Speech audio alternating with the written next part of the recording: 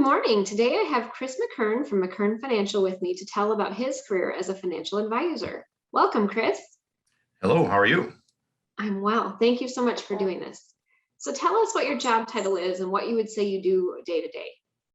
So job title for me is probably threefold. So owning the business, I'm the business owner, and then also a financial advisor and a tax advisor. So those would be my two titles of the actual day-to-day job.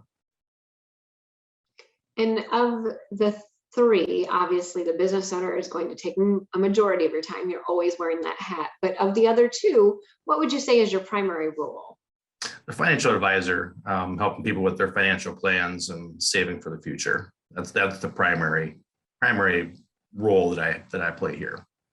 And when you're dealing with that, are you dealing with customers in their 30s and 40s? Are you dealing with married people? Who would you say your primary customer is? And who would you say should be coming in to seek you out earlier? Sure. Everybody should be seeking out some kind of financial advice unless they're in the business or are familiar with it themselves. Our business is pretty diversified as far as age goes, and that's kind of how we do our marketing as well. You know, we have people pretty much from the 20 to 35, 35 to 50, 50 to 65, and 65 and over. We kind of divide that up into those segments, and we really try to keep an even amount of people in each segment. Because one of the risks in this business is that if everyone becomes older, then your business just eventually goes away. So you really need to kind of keep that pipeline going, and just keep it fresh. Plus, it keeps you young as an advisor. As I grow older, it's nice to be able to connect with younger people because there's just different things we can do for younger people now than we did, say, 25 years ago. So you're talking younger people, and I'm going to push a little more. 18-year-olds, 16-year-olds, when they get that first paycheck, when should they start feeling out financial planning and looking long-term? Sure. As soon as you start to have some type of earnings, you should at least start considering it, or at least know what your options are. It may not be the right thing to get that first paycheck when you're working that quick trip for the first time and put it all away for the future, because you have some immediate needs you have to cover too.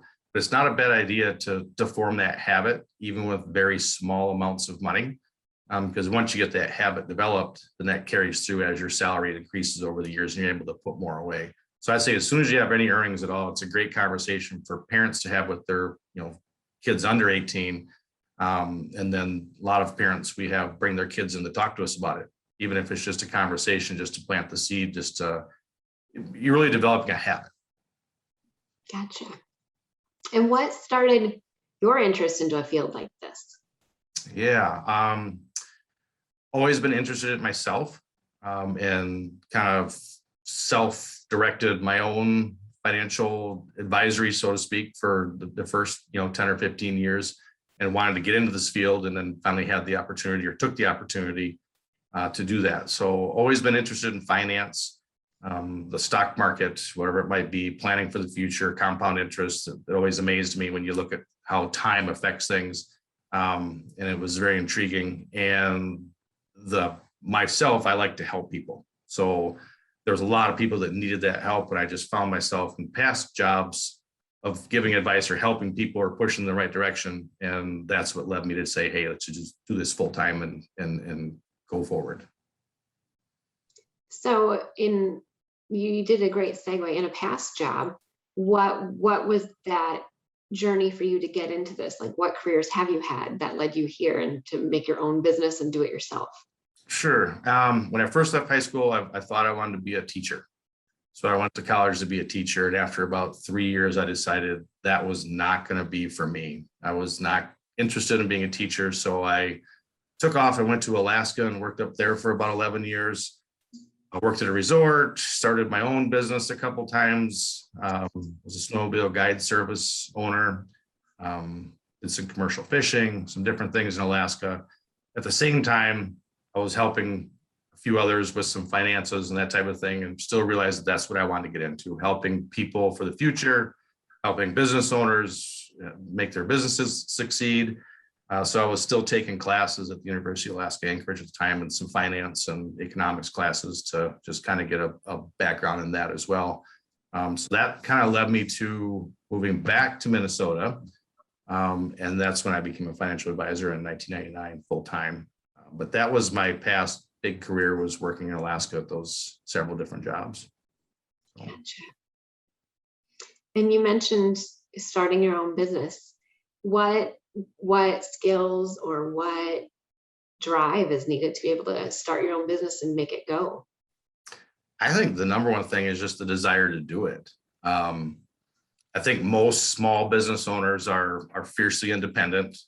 They don't like to fail, even though failure is one of those things that happens when you try something. Sometimes it doesn't work even with your best efforts, and then you just need to realize that and move on to the next thing. But really the desire to make it happen, and the desire to work for yourself really was my goal. Was after having a lot of odd jobs growing up in the high school age, junior high age, and through college, and that it was very apparent that I really wanted to be able to work for myself.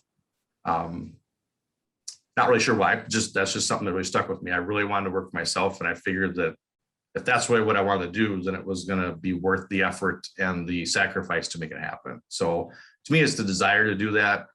What skills? People skills, depending on the business you want to get into. The business I was getting into, I had to be able to start a business from scratch, find customers who wanted to do what I was offering, and then to show them a good time while they were doing it. So we would take people out snowmobiling in the backcountry in Alaska and from wherever they were from all around the world. But the biggest thing was talking to people, being able to communicate, being able to listen, listen to their stories from around the world and learn. Those were the biggest things, was the desire, not being afraid to fail, give it a shot and then some, and keep going for it. And you mentioned some education. So do you have a bachelor's degree? Do you have a master's? What kind of degree do you have to be able to do this? Yep, I do not have the degree. So that's odd. So I went to college to be a teacher, and after 3 years, I left doing that. And I took classes at my time in Alaska for the finance and that. I probably have enough credits to have the degree, just didn't get the degree. Hindsight, maybe I should have, but since I have the credits, but I just didn't because I was busy running the business and things were going well. And it just didn't fit into my time schedule of where things were at. And that's the nice thing about this business is, at least in the, back then, degrees weren't required. And even today, you can get into some of these businesses without having the degree if you're willing to learn, if you're willing to sacrifice. The degree, don't get me wrong, would be nice to have, especially today. I think it's a little more competitive. But really, it's getting into a place or starting your own business and then educating yourself every day, because education doesn't end. This business that I'm in, like the two hats that I wear, but the financial advisory business and the tax advisory business, and we do between 60 and 90 hours of continuing education a year. That's required to keep our licenses, because we've passed certain tests with the government or different things to have our designations and our licenses to practice before the IRS and those types of things. So education never really ends. So even if I had that bachelor's back in 1990 or 89, whatever it been, I'd still be taking, 50, 60, 70, 80, 90 hours of continuing education a year, because it changes every year. Tax policy changes, strategies change. So as far as education, the big thing is get as much education as you can, but then really it's educating yourself on the job and being valuable to the employer. That's the biggest education. Okay. Could you tell us, a kid that's interested, what would a starting wage be if they get that initial certification and they just get their feet wet? What would a starting wage be for them to consider this role? Sure. Here in Minnesota, the average starting wage for like an entry-level accountant or entry-level financial junior financial advisor, whatever they would call it, between 35 and 42,000 seems to be the average. And a lot of it's going to depend on how big is the firm you're going to work for, where are they located. Those are the two big things. And then what type of work. If it's in public work, working for a government agency versus a large private corporation, a large private corporation is going to pay more. The benefits might be better with the government job. So you have to really weigh, where do you want to work? So having the business here in Casson, we can charge so much for our services here in Casson, where if you were in Chicago, you could probably charge double, triple the hourly rate. And that's just the way it is because the cost of living is so much higher there. Right. So really, it's a lot of what you value and where you want to be. So you can get a job in a small town in South Dakota if that's what you desire, is to be able to fish and hunt every day and have your time in the office. Your salary is not going to be quite as large as the people in the big city, but you're going to have that value trade-off of what do you value more. So it really depends. But Minnesota is anywhere from 35 to 40, 42 for that entry level, no experience, get your feet wet position. Okay. Now, one thing that students don't know about you is that you also are the mayor of town. Why do you feel it important to be involved in your community and to be in that role as well? Sure. Well, I think being involved in the community, no matter what your role is in the community, is important, because community is when people come together and share a common bond and do some things together. So that's community.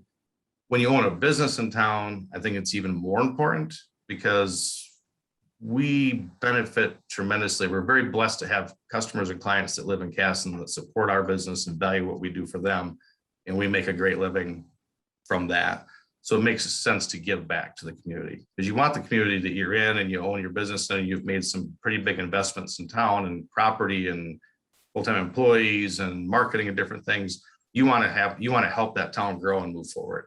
So I think as a business owner, to me, it just comes hand in hand. If you're going to own a business in town and provide services and products for people in town, you should be giving back some of your time as well.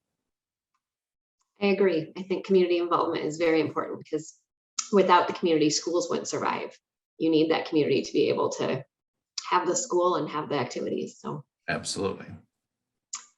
As we go to close here, and we have high school students watching this video, and they're interested in finance and in tax preparation, what classes, if they're 16, 17, and they have a couple years of high school left, what classes would you say in high school would help steer them in this direction?